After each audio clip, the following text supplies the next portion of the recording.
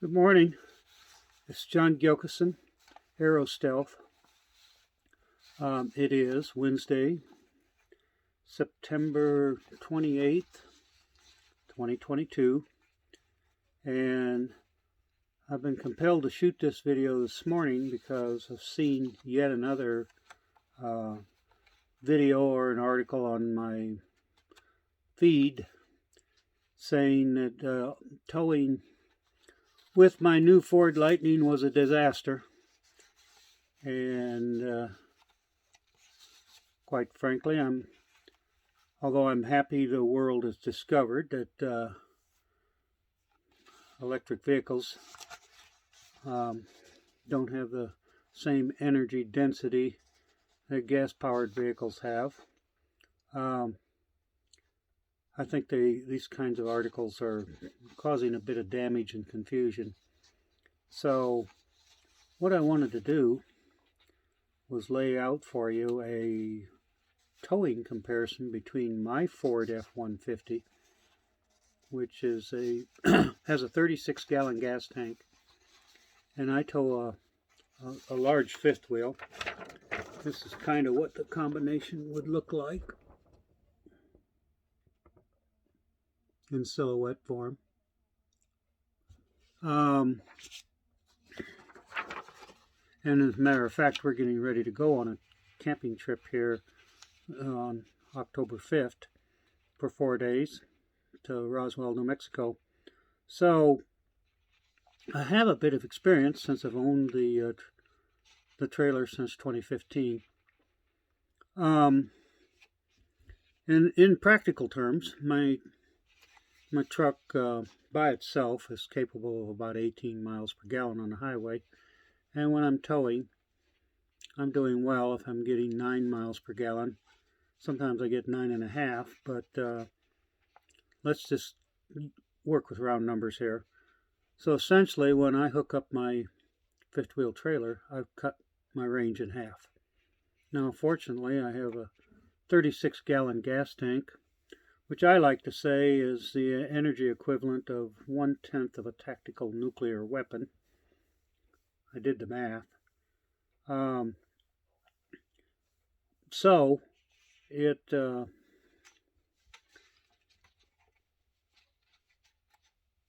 as bad as that is, I got to looking into it, and when you consider the fact that I'm towing 9,000 pounds, and that's not even the most relevant factor, is I have 100 square feet of frontal area with the trailer hooked up to the truck, which is almost 3 times as much frontal area as the truck by itself. So this is really a good result when you think about what's really going on there, how much air I'm trying to move out of the way.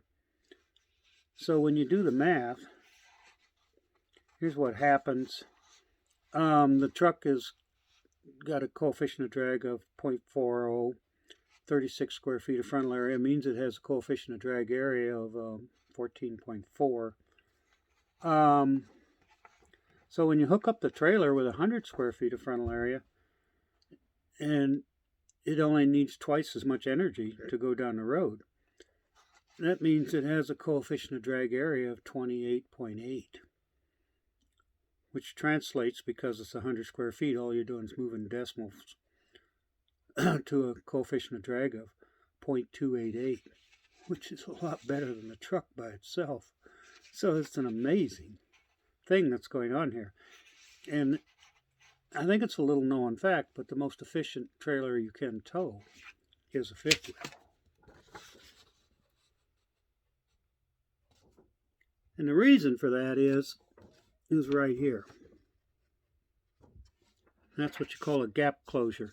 In other words, instead of the trailer being 4 feet behind the truck, like a tongue tow trailer would be, it's just a few feet behind the cab. Now, that said, the trailer is wider than the truck, so air comes along the side of the truck and slams into the trailer also, as well as coming over the cab. But that gap closure really helps. And if you had fairings on the truck, fairings that started at the back of the cab and went up and pushed the air up over the trailer and came down the side of the truck and pushed the air around the trailer and then went back down the bed of the truck towards the bottom tail end and then curved back down again and then pushed the air around the trailer there, you would definitely see a vast improvement. Also, you see this is just stylized, of course, but these appurtenances on the roof are a disaster. We call them tombstones. And it's possible to get rid of them all. You could leave the skylights. They're only about yay high. But it's not ideal, but it's not that big a deal. But you could take the air conditioner, for example, and the air conditioner could go into a slide-out unit on the trailer, a small one, just to hold the air conditioner. That would hook up to the air duct in the ceiling of the trailer. And when you got to your destination, you wanted to use the air conditioner, it would just slide out. It would still be high up in the trailer. So this would get rid of that drag. And then there's one last thing here that could be done, and that's behind the trailer where my finger is here. And that's the addition of a fold-out boat tail like you've seen on some semi-trucks. And right now, the wake area of my trailer is 64 square feet, but that would drop the wake area down even further. And between all those improvements, I imagine you could get in the neighborhood of 13 miles per gallon with this truck-trailer combination, which is a 50% improvement. And that's possible because it's so bad. It's not hard to improve it. So here's some of the stats that I had. If you had an electric pickup truck, the Ford Lightning has a 4-gallon gas tank, which is basically the equivalent of about 260 miles of useful range at 65 miles per gallon E. It has an empty weight of 7,000 pounds, and it has 36 square feet of frontal area, but a coefficient of drag of 0.35, coefficient of drag area of 12.6. So towing the same fifth wheel, now I'd imagine you'd really need a 6.5 foot bed. I have a slider hitch to stop the trailer from running into the back of the cab. And I suppose it could be done with a 5.5 foot bed, but I wouldn't want to do it. But anyway, you'd be getting 32 with just half the MPGs. You'd be getting 32.5 miles per gallon towing the trailer. You'd have 130 miles of range. And that's pretty impressive. I don't know why people are not impressed by it. But a Ford F-150 to be made, a Ford F-150 Lightning, to be made equivalent to my truck would need a 10-gallon gas tank or 337 kilowatt hours of batteries. I mean, that's well over 2 times the amount of batteries. You can imagine the mass of the truck would really increase. That would get you up to about 276 miles of range. And by the way, that's the furthest I've ever towed my truck and trailer combination. It's about 270 miles, and that was down to empty. So they would be functionally equivalent at that juncture, but it's just not practical to do. A better solution would be these aerodynamic appliances I'm talking about.